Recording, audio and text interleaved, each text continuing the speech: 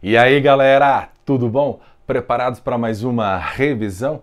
Pois é, segue a vinheta!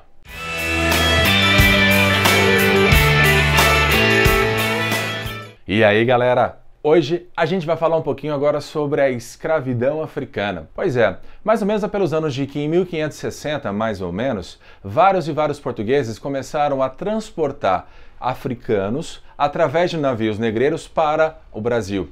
Assim como os espanhóis começaram a fazer a mesma coisa, transportando africanos em navios negreiros para a América. Pois é, alguns detalhes nós temos que tomar bastante cuidado. Primeiro deles é o seguinte: já era um hábito dentro dos próprios africanos que eles então capturassem outros escravos ali dentro. Que eles, os próprios africanos, capturavam tribos inimigas para servir o quê? De seus escravos, para trabalharem nas suas lavouras. Pois é, com a presença dos europeus, eles começaram a comercializar e a trocar a vida humana por o quê? Por tabaco, por bebida alcoólica, por seda, por armas, por ouro. Diversas tribos acabaram sendo transportadas para cá. E aqui, quando eles chegavam, eles eram levados para os mercados de escravos. No Rio de Janeiro, nós tínhamos até um específico chamado Valongo, aonde eles permaneciam ali por quase uma semana, se readaptavam a uma viagem bastante desgastante. Desta viagem, que em média a cada 5 escravos um deles vinha a falecer, ou seja, a quantidade de escravos era muito baixa que chegavam no Brasil.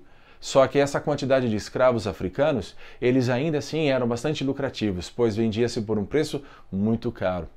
Na hora da compra, eles eram separados para trabalhar e realizarem as mais diferentes formas de trabalho. Você vai ter escravos africanos que vão trabalhar na zona rural, realizando atividades como, por exemplo, a produção de cana-de-açúcar.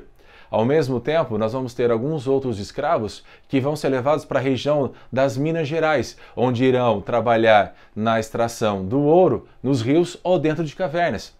Ao mesmo tempo, nós vamos ter alguns outros grupos de escravos que vão ser os urbanos, que vão ficar nas cidades. Pois é, cada um desses escravos possuía alguma peculiaridade. Por exemplo, os escravos que vão trabalhar na zona rural, geralmente na produção de cana-de-açúcar, tinham um trabalho bastante árduo e complicado. Moravam em casas separadas dos seus senhores, chamados de senzalas, onde lá dormiam, em alguns casos, acorrentados durante a noite, onde não tinham liberdade nenhuma.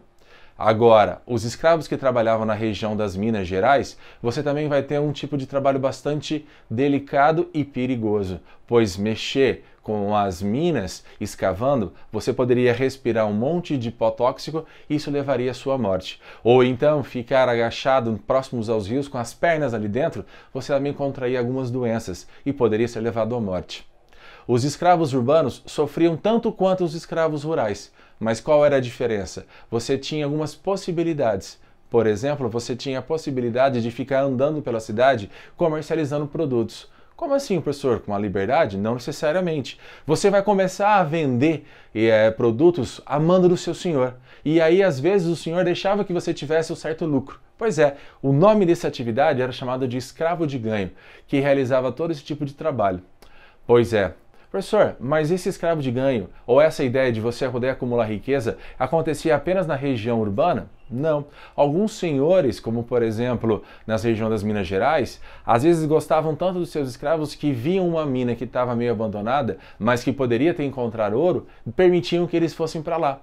Nossa, professor, então a vida do escravo era dolorosa? Muito. Eles apanhavam? Sim, infelizmente, para discipliná-los, na cabeça do português, na cabeça do europeu, a única maneira para você disciplinar corretamente era aplicando castigos físicos. Aí você tinha o pelourinho, você tinha o tronco, você tinha o açoite, você tinha uma série de punições.